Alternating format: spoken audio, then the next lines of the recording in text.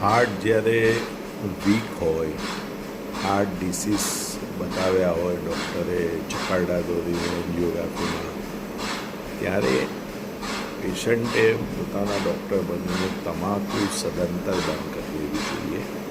જેમ સોર્બિટેટ નળીને પહોળી કરે છે તેમ તમાકુ નળીને સાંકડી કરે છે. એટલે હૃદય ઉપર પ્રેશર લેફ્ટ વેન્ટ્રિકલ ઉપર બહુ જ વધારે આવે છે, એટલે તે ઓર ફેલિયરમાં જાય છે, એટલે ઓર વીક બને છે. બીજું બીપી વધે છે. ત્રીજું તમાકુથી એન્ડોથેલિયલ ડેમેજ થાય, એટલે ખરાબ કોલેસ્ટ્રોલ ને બધું ત્યાં ઓક્સિડિફિકેશન થઈ જવાનું.